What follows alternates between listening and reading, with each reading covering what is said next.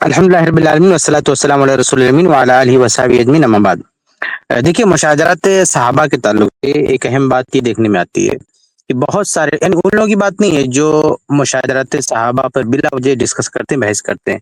بات ان لوگوں کی ہے جو اس بات کی دعوت دیتے ہیں پوری دنیا کو، پوری مسلمانوں کو، کہ مشاجرات صحابہ پہ بات نہیں کرنی چاہیے، اس کی دعوت دیتے ہیں، لیکن وہ خود کیا کر بیٹھتے ہیں یہ ہمیں سمجھنے کی ضرورت ہے۔ اور یہ معاملہ متاخرین کا ہے، متقدمین کا نہیں ہے۔ بہت ساری کتابوں میں آپ دیکھیں گے لوگ کہتے ہیں کہ علی معاویہ رضی اللہ تعالی عنہما میں جو لڑائی ہوئی اس میں علی رضی اللہ عنہ حق پر تھے، معاویہ رضی اللہ تعالیٰ عنہ سے اجتہادی خطا ہوئی۔ ہمیں مشاجرات صحابہ پہ سکوت اختیار کرنا چاہیے۔ سوال یہ ہے کہ جن لوگوں نے یہ بات کہی تھی کہ معاویہ رضی اللہ تعالیٰ عنہ اجتہادی خطا پر تھے اور علی رضی اللہ عنہ حق پر تھے، کیا انہوں نے خاموشی اختیار کی ہے یا خاموشی توڑی ہے انہوں نے؟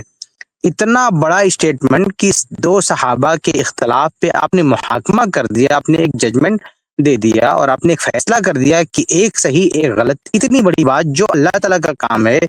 اگر مسئلہ اجتہادی ہے تو اجتہادی مسئلے میں کسی بھی مسئلے کو اگر آپ نے اجتہادی کہہ دیا نا، تو اجتہادی کرنے کے بعد اس دنیا میں جب تک اجماع نہیں ہوتا ہے، کوئی بھی شخص کسی بھی اجتہادی مسئلے میں دعویٰ نہیں کر سکتا کہ 100% کون صحیح ہے کون جو ہے غلطی پر ہے۔ اللہ تعالیٰ ہی فیصلہ کرے گا۔ تو یہ ایسا اجتہادی مسئلہ جس میں آپ دعوت دے رہے ہیں کہ سکوت اختیار کرنا ہے۔ بھئی بہت سارے اجتہادی مسائل میں تو آپ بول بھی سکتے ہیں، اجتہادی مسئلہ ہے کیا صحیح کیا غلط آپ بول سکتے ہیں، لیکن یہ وہ اجتہادی مسئلہ جس میں آپ دعوت دے رہے ہیں کہ سکوت اختیار کرنا چاہیے، ہمیں زبان نہیں کھولنی چاہیے۔ پھر آپ نے یہ زبان کیسے کھول دیا کہ معاویہ نے غلطی کی؟ یہ زبان کیسے کھل گئی؟ مطلب کیسے یہ چیز ادا ہوگی؟ کتنے بڑے عالم کیوں نہ ہوں، صحابہ سے بڑی تو ان کی عزت نہیں ہے۔ تو اگر یہ ہم دعوت دیتے ہیں کہ صحابہ کے درمیان جو اختلافات ہوئی ہیں ہمیں چپ رہنا چاہیے، تو حقیقت میں چپ رہنا چاہیے۔ جیسے شیخ صفاد نے جو اہل علم کے نام گنائے، تو ایسے بہت سارے نام، امام محمد بن حنبل رحمہ اللہ اور بہت سارے آپ دیکھیں گے کہ ان لوگوں نے طرفین میں سے، مخالفین میں سے کسی کو بھی غلط نہیں کہا، یہ محاکمہ نہیں کیا کہ فلاں صحیح فلاں غلط، فلاں صحیح فلاں غلط۔ تو یہ جو محاکمے والی بات بعض اہل علم میں ملتی ہے، یہ بھی ایسی نہیں ہے کہ آنکھ بند کر کے اس کو قبول کر لیا جائے۔ صحیح بات یہ ہے، سلامتی کی رائے یہ ہے کہ بالکل چپ رہا جائے، اس کے بارے میں بالکل زبان نہ کھولی جائے۔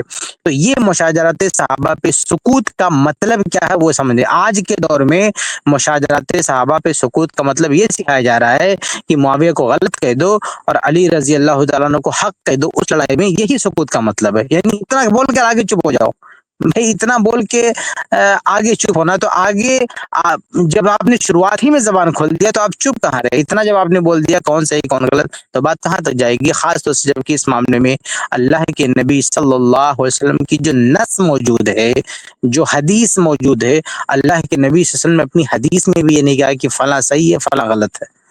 آپ صلی اللہ علیہ وسلم نے ایک حدیث میں علی رضی اللہ تعالیٰ عنہ کو اقرب الی الحق کہا ہے، جو خوارج سے قتال کرے گا، اقرب کہا ہے۔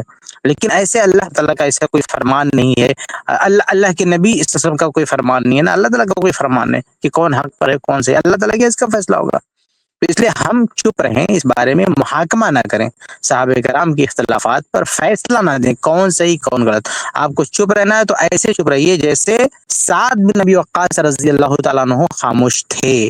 جو صحابہ یعنی صحابہ کے میں جب اختلاف ہوا تو صحابہ بھی زندہ تھے نا، تو صحابہ کی جو سب سے بڑی تعداد تھی وہ کسی کو سپورٹ نہیں کرتی تھی، وہ دونوں میں سے کسی کو بھی نہیں کہتے تھے فلاں حق پر ہے فلاں غلطی پر۔ اگر ایسا ہوتا تو وہ حق والوں کے ساتھ ہو جاتے وہ، لیکن وہ ان کا موقف یہ تھا کہ یہ دونوں اقدام، لڑائی کا اقدام یہ ٹھیک نہیں ہے، ہمیں خاموش رہنا چاہیے، ہمیں الگ رہنا چاہیے، دونوں سے بالکل جدا رہنا چاہیے۔ تو بہرحال وہ تو صحابہ تھے، انہوں نے تو باقاعدہ ایک موقف لیا، لیکن ہم اس صف میں نہیں، ہمیں تو بالکل خاموش رہنا چاہیے کہ ان میں سے کون حق پر ہے کون جو ہے وہ ہے۔ ہاں، جہاں نص ہے وہاں آپ کو کھل کر بول سکتے ہیں، کیونکہ وہ اس میں کوئی دو رائے نہیں ہے۔ جو حدیثیں ہیں، جیسے حدیث کہتی ہے کہ فتنے کے مقامات پہ، فتنے کے معاملے میں جو ہے جو الگ تھلگ رہے جماعت وہ حق پر ہے، تو آپ ڈنکے کی جوٹ پر کہیے کہ سعد بن نبی وقاص رضی اللہ تعالیٰ عنہ کا گروہ حق پر تھا، کیونکہ وہ نص ان کے ساتھ نص موجود ہے۔ علی معاویہ رضی اللہ تعالیٰ عنہ کے گروہ کے بارے میں جب نص ملتی ہے کہ علی رضی اللہ عنہ اقرب الی الحق تھے، آپ بالکل کہیے ڈنکے کی چوٹ پر کہیے اقرب الی الحق تھے۔ لیکن یہ کہہ دینا کہ نہیں وہ حق پر تھے، وہ غلطی پر تھے، معاویہ رضی اللہ تعالیٰ عنہ کو کہہ دینا کہ وہ خطا پر تھے، بالکل نہیں۔ نص کی روشنی میں آپ دیکھیں تو آپ کہہ سکتے ہیں کہ ابد من الحق تھے، حق سے تھوڑا دور تھے وہ، لیکن یہ نہیں کہہ سکتے کہ وہ حق پر نہیں تھے، مکمل جو ہے اللہ سے اقرب الی الحق ہیں، تو آپ ان کو ابد کہہ دیے، لیکن یہ کہ ان کے پاس حق نام کی کوئی چیز نہیں تھی اور بالکل غلطی پر تھے، بالکل خطا پر تھے۔ بھئی کون عقل مند آدمی کہہ سکتا ہے کہ عثمان رضی اللہ تعالیٰ عنہ کا خون کر دیا جاتا ہے، ان کے گھر میں گھس کے مار دیا جاتا ہے بلا کسی وجہ کے، جبکہ وہ لڑائی میں شریک نہیں ہوئی ہے، نہ کہیں سے قتال کیا، نہ کسی کے ساتھ کوئی جھگڑا کیا، ان کے خون کے بدلے کا مطالبہ یہ ناحق کیسے ہو سکتا ہے؟ کون عقل مند آدمی کہہ سکتا ہے کہ یہ بالکل جو ہے غیر دانشمندانہ مطالبہ ہے؟ یہ بالکل مبنی برحق مطالبہ تھا۔ اس مطالبے کو سلف میں سے کسی نے غلط نہیں کہا۔ ہاں، اس مطالبے کے ساتھ ساتھ جو معاملہ قتال تک پہنچ گیا، لڑائی تک پہنچ گیا، تو وہ معاملہ الگ ہے، لیکن یہ مکمل طور سے نکار دینا ان کی ہر کوشش کو، ان کے ہر اقدام کو، ان کی ہر مانگ کو، یہ درست نہیں ہے۔ تو خلاصہ یہ کہنے کا مطلب یہ ہے کہ اگر کوئی چپی سادھنا چاہتا ہے، اگر کوئی چپ رہنا چاہتا ہے تو واقعتاً چپ رہنا، جیسے سلف خاموشی اختیار کرتے تھے۔ لیکن یہ کون سی بات ہے کہ محاکمہ کر کے پھر آپ کہتے ہیں نہیں آپ چپ رہو؟ تو وہ آدمی چپ نہیں ہے، وہ آدمی مشاجرات صحابہ پہ چپ نہیں ہے، جو سرٹیفکیٹ بانٹتا ہے کہ کون صحیح ہے اور کون غلط ہے۔ خاموشی اختیار کرنے کا طریقہ یہ کہ آپ مکمل خاموش رہیں کہ ہم اس بارے میں کوئی تبصرہ نہیں کر سکتے، سوائے وہ کی جو حدیثیں ہیں آپ وہ حدیثیں بیان کر سکتے ہیں، اس میں کوئی مسئلہ نہیں۔ یہ پہلی بات ہے۔ دوسری بات یہ ہے اس حوالے سے کہ مشاجرات صحابہ سے ہم کو ایک بہت بڑا سبق ملتا ہے کہ صحابہ میں اختلاف ہوا اور اختلاف اس حد تک پہنچا کہ تلواریں نکل گئی، میدان جنگ میں ایک دوسرے کے سامنے ہو گئی، لیکن اس کے باوجود بھی آپ دیکھیں کہ اتنا بڑا اختلاف ہونے کے باوجود بھی جب ان میں سے کسی گروہ سے پوچھا جاتا تھا دوسرے گروہ کے عقیدے کے بارے میں، تو دونوں گروہ ایک دوسرے کے عقیدے پہ ذرہ برابر بھی اگلے نہیں اٹھاتا تھا۔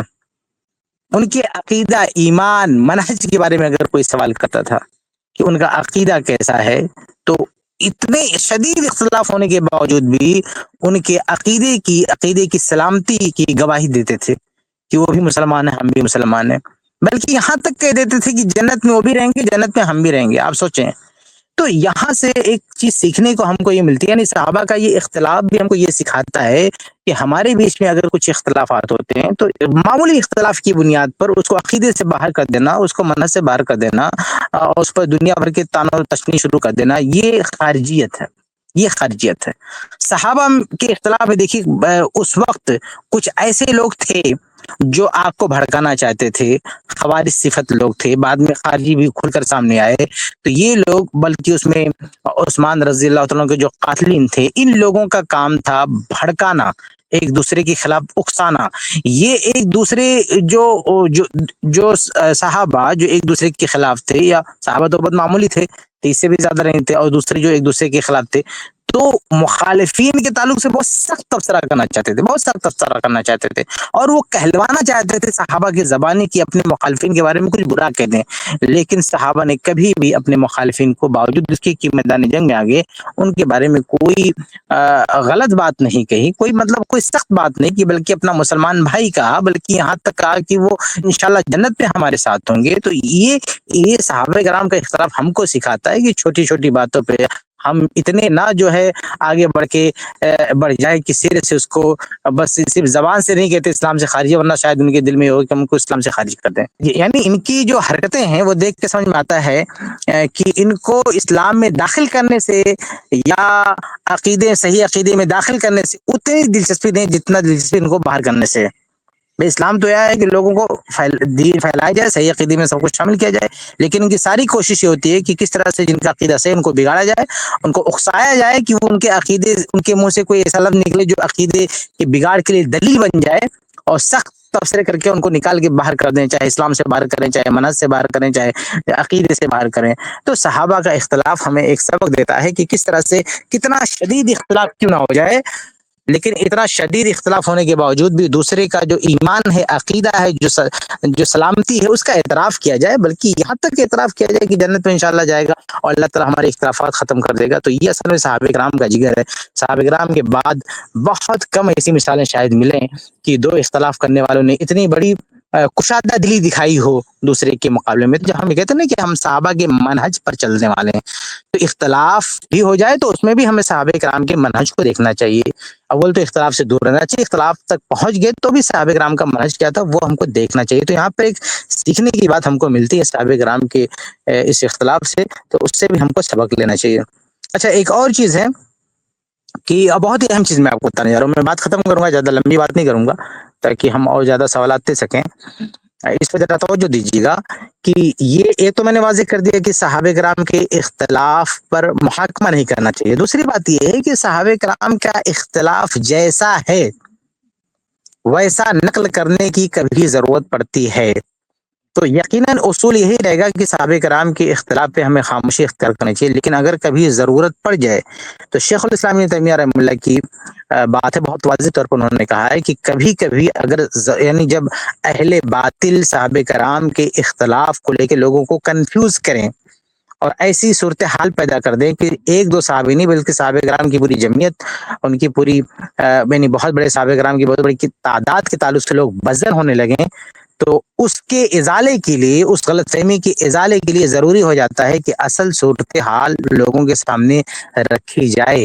تو ابن تیمیہ رحمہ اللہ نے جیسے رافضی کی کتاب کا جواب دیا، بہت سارے اہل تشیع کی باتوں کا جواب دیا، تو یہ جواب دینے کی ضرورت تھی. اگر یہ جوابات نہ دیے جاتے تو یہ صحابہ کے بارے میں اور زیادہ یہ بدگمانی پھیلاتے. اور حقیقت میں آپ تجربہ کر کے دیکھ سکتے ہیں کہ بہت سارے لوگ جو اس اختلافات کو سن کے بزن ہو گئے، اگر ان کو صحیح صورتحال سے آگاہ کیا جائے تو ان کا معاملہ جو ہے ختم ہو جاتا ہے. وہ صحابہ کرام کے تعلق سے ان کا دل صاف ہو جاتا ہے.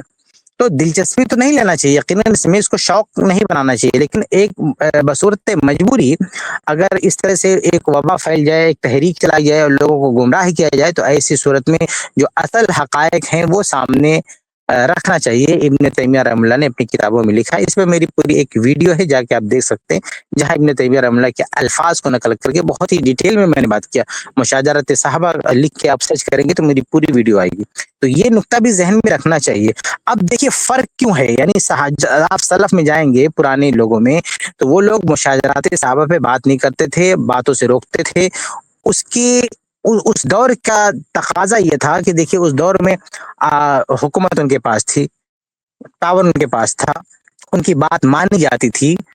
تو ایسے ماحول میں وہ لوگ تھے کہ اگر وہ صحابہ کرام کے اختلاف پر بات کرنے سے روکتے تو لوگ رک جاتے، اور اگر نہ رکتے تو پٹتے. جیسے عمر بن عبدالعزیز رحمہ اللہ کا جملہ نا، اصل میں مشاجرات صحابہ کے بارے میں سب سے جو پاورفل لائن ہے نا، وہ عمر بن عبدالعزیز رحمہ اللہ کی ہے، جسے ہر عالم نقل کرتا ہے جب بھی مشاجرات صحابہ کی بات آتی ہے. تو وہ پاورفل لائن کیا ہے؟ ان سے کسی نے پوچھا کہ یہ جو اختلاف ہوا علی اور معاویہ رضی اللہ تعالیٰ عنہ کے بارے میں، اس میں آپ کی کیا رائے ہے؟ وہی میں نے جو شروع میں کہا نا کہ اصل سکوت اس کو کہتے ہیں. تو انہوں نے کہا کہ جب اللہ تعالیٰ نے ان کی خون سے میرے ہاتھ کو محفوظ کر رکھا ہے تو میں اپنی زبان کیوں آلودہ کروں؟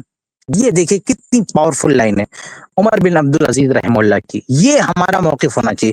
سکوت اس کو کہتے ہیں کہ جب ہمارے ہاتھوں کو اللہ تعالیٰ نے محفوظ رکھا تو ہم اپنی زبان گندی کیوں کریں، اپنی زبان آلودہ کیوں کریں. یہ ہے سکوت، اس کو کہتے ہیں سکوت. یہ نہیں عمر بن عبدالعزیز رحمہ اللہ نے یہ نہیں کہا کہ علی رضی اللہ حق پہ تھے، معاویہ غلطی پہ تھے، ہمیں سکوت کرنا چاہیے، ایسا انہوں نے نہیں کہا. وہ بالکل ہی سکوت اختیار کیے. تو جو اس بارے میں جو سب سے بڑے اسوہ مانے جاتے ہیں عمر بن عبدالعزیز رحمہ اللہ، یعنی صحابہ مشاجرات صحابہ میں خاموش رہا جائے، اس کو جس شخصیت نے منوایا ہے، جس شخصیت نے اس کی بڑھ چڑھ کر تبلیغ کی ہے، وہ عمر بن عبدالعزیز رحمہ اللہ ہے، اور ان کی یہ لائن ہر کوئی کوٹ کرتا ہے. تو عمر بن عبدالعزیز رحمہ اللہ نے جب یہ کہا نا کہ مشاجرت صحابہ پہ بات نہیں کرنا چاہیے، تو صرف کہا نہیں، ان کے ہاتھ میں کوڑا بھی تھا، ان کے پاس پاور تھا، وہ خلیفہ تھے. اگر ان کی بات کے خلاف کوئی جاتا تو اس کی پٹائی کر سکتے تھے. چنانچہ تاریخ ابن عساکر میں بالکل صحیح سند سے روایت موجود ہے کہ ایک شخص نے امیر معاویہ رضی اللہ تعالی عنہ کے بارے میں بد کلامی کی. عمر بن عبدالعزیز رحمہ اللہ نے اسے کوڑے مروائے، اس کی پٹائی کروا دی. جلاد کو لگا مارو اس کی پیٹھ لال کرو اس کی امیر معاویہ کے بارے میں بد کلامی کرتا ہے. اس کو کہتے ہیں سکوت, اس کو کہتے ہیں سکوت. اور آج کیا ہے, آج کہتے ہیں کہ معاویہ کو جو چاہو بول دو, اور یہ جو ہے مشاجرات صحابہ پہ خاموشی ہے. عمر بن عبد العزیز رحم اللہ جو سب سے بانی ہیں, مطلب جو سب سے اول مبلغ ہیں اس جو ہے منہج کے صحابہ کرام کے بارے میں خاموشی اختیار کرنا چاہیے. اللہ کے رسول کی حدیث سے بھی ہے, صحابہ کرام کے اقوال بھی, لیکن سب سے بڑھ چڑھ کر جنہوں نے تبلیغ کی ہے اس کی, وہ عمر بن عبد العزیز رحم اللہ ہے. تو وہ تو پٹائی کر دیتے ہیں ان لوگوں کی. تو اس سے پتہ کیا چلتا ہے کہ دیکھیے ان کے ہاتھ میں طاقت تھی, وہ کہتے تھے مت بولو, جو بولتا تھا اس کو پیٹ دیتے تھے. تو آج بھی اگر آپ کے پاس ایسا اختیار ہے کہ آپ کہیں کہ مشاجرت صحابہ کوئی بھی بات نہ کرے, بلا استثناء کوئی بھی بات نہ کرے, اور جو بات کرے آپ اس کی زبان پکڑ سکتے ہیں, تو یقیناً ہر گلی چوراہے پہ ہر جگہ یہی دعوت ہونی چاہیے کہ مشاجرت صحابہ پہ کوئی بات نہ ہو. لیکن اگر اس خاص طور سے اس زمانے میں جب انٹرنیٹ ہے, سب کے ہاتھ میں موبائل ہے, یوٹیوب ہے, اور ہر آدمی بے تحاشا بولے جا رہا ہے, بے تحاشا صحابہ کرام کے بارے میں جو چاہتا ہے بولے جا رہا ہے, اور ایک بڑی تعداد اس سے متاثر ہو رہی ہے. ہم اپنی آگ جسے ابھی شیخ سرفان نے کہا کہ امیر معاویہ رضی اللہ تعالیٰ عنہ کو کے بارے میں مغفرت کی دعا کرنے پر تیار نہیں, یہ رزلٹ ہم کو دکھ رہا ہے. ایسی صورتحال میں بھی آپ سب سے کہیں کہ کوئی نہ بات کرے, تو اس کا کوئی حد خواہ اثر نہیں ہوگا. اسی صورت میں ابن تیمیہ رحم اللہ والا عمل آپ کو اپنانا پڑے گا کہ آپ کو واضح, کیونکہ آپ سب کی زبان نہیں بند کر سکتے, تو آپ کو وضاحت کرنی پڑے گی. آپ کو صحابہ کرام کے بارے میں جو اختلافات ہوئے ان کی اصل صورتحال کیا ہے وہ آپ کو بتانی پڑے گی. جب یہ سارے واقعات آپ بتائیں گے تو اس کا ایک بہترین اثر ہوگا اور لوگوں کے شبہات کا ازالہ ہوگا. لیکن اس معاملے میں انہی لوگوں کو آگے آنا چاہیے جن کو واقعتاً مہارت ہو, اور خاص طور سے روایات کی میں کیا صحیح ہے کیا ضعیف ہے اس کی پرکھ کی صلاحیت ہو, اور پوری طرح سے ان کو مہارت ہو, تو انہی کو آگے آنا چاہیے. اور ہر آدمی کو اس کا شوق نہیں پالنا چاہیے. آج کتنے لوگ ہیں نوجوان بچے جن کو کچھ پڑھنا لکھنا نہیں آتا, انہوں نے شوق اپنا رکھا ہے کہ صحابہ کرام کے اختلاف کے بارے میں ہم بات کریں گے, اس کو موضوع بحث بنائیں گے. خاص طور سے جو یہ علی مرزا ہے, اس کے جو اسٹوڈنٹ ہیں, اس کو جو سنتے ہیں, ان لوگوں نے تو بالکل شوق بنا رکھا ہے, اور بڑی بڑی باتیں کرتے ہیں. جیسے ابھی کسی نے سوال کیا تھا نا کہ صحیح بخاری میں حدیث عمار کیوں ذکر ہے. ارے صحیح بخاری میں حدیث عمار ذکر ہے, حدیث عمار کا وہ مطلب ہے صحیح بخاری میں جو یہ علی مرزا سب کو سکھا رہا ہے. امام بخاری رحمہ اللہ کا بات دیکھیں گے, امام بخاری کی مسجد بناتے وقت اینٹیں ڈھونا, یعنی اینٹ مسجد بناتے وقت اس کی اینٹیں ڈھونا, مسجد کی تعمیر میں حصہ لینا, یہ کتنا اہم کام ہے, ثواب کا کام ہے. کیونکہ عمار رضی اللہ تعالیٰ عنہ جب مسجد نبی بن رہی تھی تو سب ایک ایک اینٹ لے جا رہے تھے, وہ دو دو اینٹ لے جا رہے تھے. تو یہ تعمیر مسجد میں جو حصہ لینے کا انداز تھا عمار رضی اللہ تعالیٰ عنہ کا, یہ بتانے کے لیے امام بخاری نے حدیث ذکر کی ہے. اور کوئی مرزا ہی, کوئی علی مرزا کا ماننے والا کوئی بولے کہ کہیں جا کے کسی مسجد میں سے اینٹ رکھی ہے, مسجد کی تعمیر میں حصہ لیا ہے, کتنا کام کیا, یا عمار رضی اللہ کی اس عمل کی دعوت دی ہے لوگوں کی آؤ مسجد کی تعمیر میں حصہ لو. تو اصل جو حدیث کا پیغام ہے وہ تعمیر مسجد ہے. اور یہ بندہ, یہ لوگ اس میں وہ حدیث میں یہ نکال رہے ہیں کہ نہیں وہ معاویہ رضی اللہ عنہ باغی تھے, حالانکہ معاویہ رضی اللہ عنہ کا نام تک نہیں ہے اس حدیث میں. معاویہ رضی اللہ عنہ کا نام تک نہیں, تو یہ ایک باقی ان کو شیخ شعبان, میں ریکویسٹ کروں گا, جو شیخ کفایت کہہ رہے تھے آخری بات حدیث عمار کے تعلق سے, اگر آپ وہ مکمل کر دیتے. شیخ کی آواز کریک ہو رہی ہے, تو وہ بات آپ نے مکمل کر لی تھی. شیخ یہ کہہ رہے تھے کہ وہ حدیث جو بخاری میں موجود ہے وہ حدیث کا پیغام کچھ اور ہے, امام بخاری نے کسی اور مقصد سے وہ حدیث بیان کیا ہے, اور مرزائی حضرات اس حدیث کو کسی اور مقصد کے لیے پیش کرتے ہیں. تو کسی بھی روایت کو بیان کرنے میں جو طرز اور طریقہ محدثین کا ہے وہ الگ ہے, اور جو مرزائیوں کا طریقہ ہے وہ الگ ہے. تو یہ کوئی دلیل نہیں ہوئی ان کی کہ بھی بخاری شریف میں فلاں اور فلاں روایت ہے. اور اپنی آخری بات کی طرف آ گئے تھے, یہ تقریباً اضافی بات تھی ہے, جو ان کے پوائنٹس تھے وہ مکمل ہو گئے تھے الحمدللہ. جزاک اللہ.